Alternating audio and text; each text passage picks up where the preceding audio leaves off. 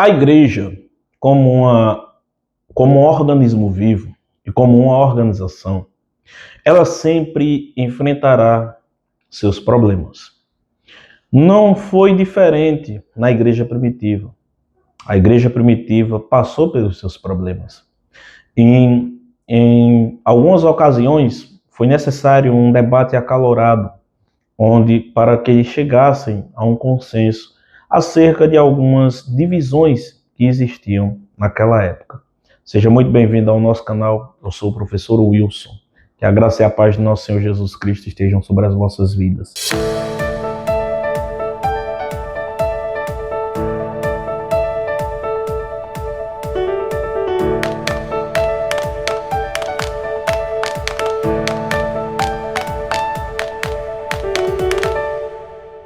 Meus amados, nós estamos falando sobre a lição número 13, 28 de setembro de 2025, que tem por título Assembleia de Jerusalém.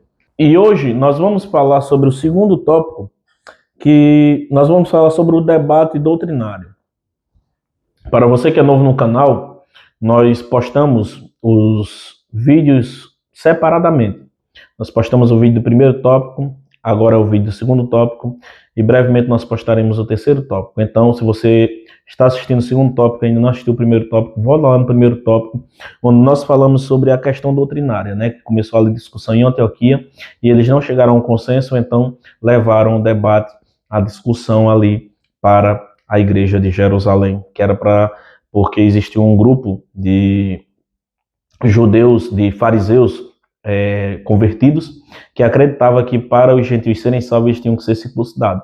E Paulo e Barnabé apresentaram juntamente com esses gentios que a salvação seria pela graça, que não haveria necessidade de cumprir alguns ritos judaicos. Foi o que nós tratamos no primeiro tópico. E hoje nós vamos falar aqui no segundo tópico sobre o debate doutrinário. O primeiro subtópico é uma questão crucial. O debate doutrinário é uma questão crucial. A questão gentílica chegou a Jerusalém para ser tratada. Contudo, esses judaizantes, né, que ali se encontravam, deixaram claro que a igreja deveria circuncidar os gentios convertidos e ordenar que eles guardassem a lei de Moisés. Nós vamos ver no capítulo 15, no versículo número 5, que nós lemos na leitura bíblica em classe. Só que desse grupo, sem a observância da lei, ninguém podia se salvar, somente eles, pela visão deste grupo. Pedro é o primeiro a ver a gravidade dessa questão e percebe que ela não pode ser tratada de forma subjetiva. A questão deveria ser tratada com objetividade, que o caso exigia a experiência da salvação dos gentios em Cesareia ocorrida anos antes, deveria servir de parâmetro em Atos capítulo número 10, versículo número 1 e 46. Pedro, então, evoca a experiência pentecostal gentílica como prova de aceitação deles por Deus. E Deus, que conhece os corações, lhes deu testemunho, dando-lhes o Espírito Santo, assim como também a nós, em Atos capítulo número 15, versículo número 8, está escrito. Então, meus irmãos, quando o debate chegou ali na igreja de Jerusalém, que esse grupo de judaizantes, eles diziam que os gentios, para serem salvos, tinham que ser circuncidados. Aí Pedro vai e conta a experiência que viveu lá na casa de Cornélio. Nós falamos na lição, não falha a memória agora, não sei se foi na 10ª ou se foi na 11ª, sobre Pedro na casa de Cornélio. Então Pedro se levanta no meio daquele concílio e diz: olha, eu vivi experiências que vocês não viveram. E nós vimos nessa lição que Pedro levou consigo algumas testemunhas. Porque a palavra de duas pessoas vale mais do que uma, na verdade. Então, para termos ênfase naquilo que nós vamos falar, é necessário que tenhamos testemunha. Então, Pedro se levanta e diz: olha, eu fui testemunha viva do que aconteceu. O Deus falou comigo e nós fomos até a casa de uma pessoa gentílica chamada Cornélio, e assim aconteceu. O Espírito Santo desceu sobre eles e todos eles foram batizados, foram cheios do Espírito Santo. Não só Cornélio, mas toda a sua família. Então Pedro, meus irmãos, quando vê ali aqueles grupos judaizantes ali dizendo que os gentios tinham que ser circuncidados para serem salvos, Pedro vai e apresenta a experiência que ele viu e ouviu.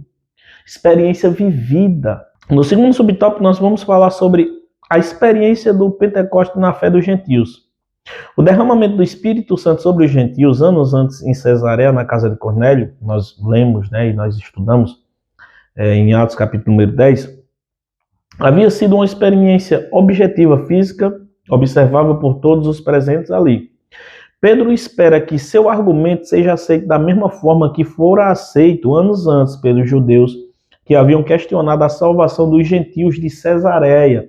Então Pedro ele tinha a expectativa de que eles iriam aceitar, da mesma forma que foi apresentada anos antes, sobre os gentios lá em Cesareia.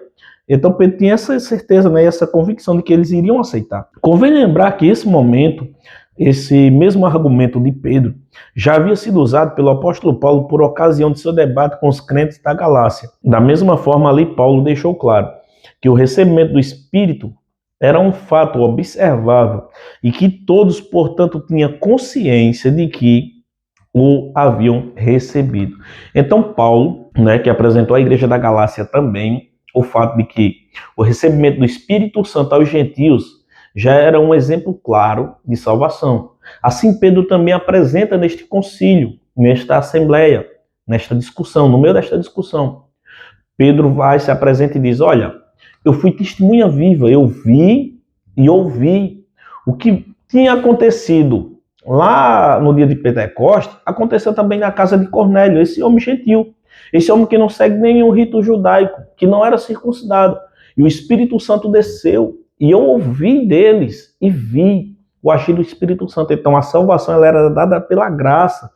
Então Paulo apresenta para a igreja da Galácia ali também, e Pedro apresenta ali também o que tinha acontecido na casa de Cornélio, com a certeza de que eles iriam aceitar, assim como aconteceu em Cesareia.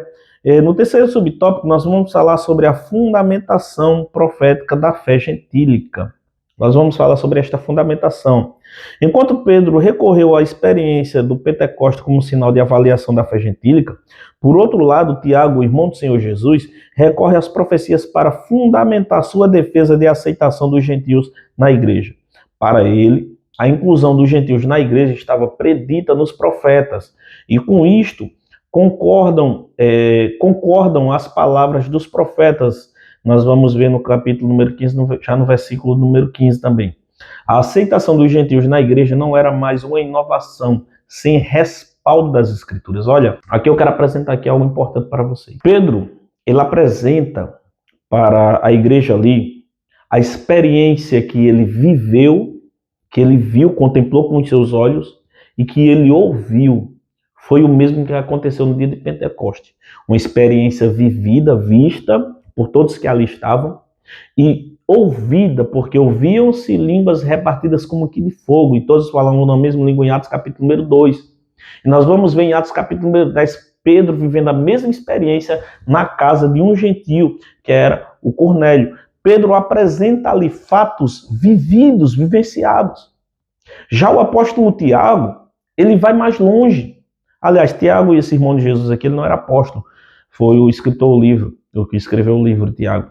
Então, Tiago, ele vai mais longe, ele vai mais profundo. Ele apresenta as profecias bíblicas como cumprimento de que as profecias bíblicas também se cumpririam nos gentios, que a graça era também para os gentios e que não havia necessidade deles serem circuncidados. E eu quero aqui, aliás, apresentar 2 pontos importantes, meus irmãos. Existem pessoas que só vivem por experiências vividas e esquecem de examinar as Escrituras. Eis um equívoco e o erro dessas pessoas. E existem pessoas que vivem apenas de conhecimento e não teve experiência, não viveu, não sentiu. Eis aí também um equívoco dessas pessoas. Eu conheço pessoas que nunca tiveram experiências espirituais, mas que conhecem a palavra. E eu conheço pessoas que viveram e tiveram experiências espirituais incríveis, meus irmãos, mas que não têm conhecimento nenhum da palavra.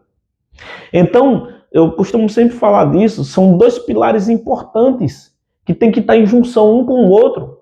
a experiência vivida e o conhecimento das profecias, da palavra. Conhecimento da palavra de Deus. Não pode faltar um e nem outro, assim como a oração sem o jejum sem a oração, o jejum sem a palavra e a palavra sem a oração e o jejum. Ambos têm que estar em conexão, todos. Não pode faltar um e nem outro. Então, a aceitação dos gentios na igreja não era uma inovação sem respaldo bíblico. Não era algo inovador, algo que eles estavam querendo inovar. Não, não era isso. Eles tinham respaldos bíblicos para que o povo gentil se incluísse, entrasse para a igreja sem precisar da circuncisão para ser salvo. Pelo contrário, Deus já havia mostrado aos antigos profetas que os gentios também fariam parte de seu povo. Esse era um favor divino, fruto de sua graça, e que nada mais precisava ser acrescentado, ou seja, já estava completo. Até porque, meus irmãos, nós vamos ver o sinal da graça demonstrado lá no Éden, no jardim, a Adão e a Eva. Toda a humanidade é descendente de Adão e Eva. E aceitar apenas o povo judeu como povo, o único povo que será salvo porque é circuncidado e seguiu os seus ritos judaicos, é negar a graça de Deus dada a Adão e Eva e a todos os seus descendentes. Por quê? Porque quando Adão e Eva pecam, Deus poderia muito bem terem matado ali eles naquele exato momento, mas Deus, pela sua infinita misericórdia, liberou ali a graça para eles, lhes dando uma segunda chance, uma segunda oportunidade. Por quê? Porque aonde abundou o pecado, superabundou a graça, ou seja, a graça de Deus está em superabundância. E nós estamos falando aqui que a salvação, ela vem pela graça. Então, meus queridos, isso não era uma inovação. Isto tinha respaldo bíblico.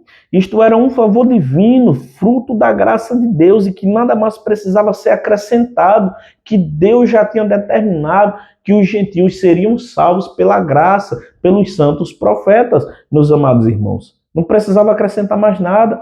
Não era inovação. Não. Então, meus irmãos, nós vemos aqui a importância da experiência vivida e a importância das profecias bíblicas. Meus queridos e amados irmãos, espero que esta lição de hoje, que este segundo tópico tenha sido de grande valia, de grande entendimento para a sua vida. Espero que você cresça na graça e no conhecimento. Foi muito bom tê-lo conosco. Não se esqueça, se você for novo no canal, de se inscrever, deixar o seu like e compartilhar para o crescimento do canal. Que Deus os abençoe. Até o terceiro tópico, em nome de Jesus.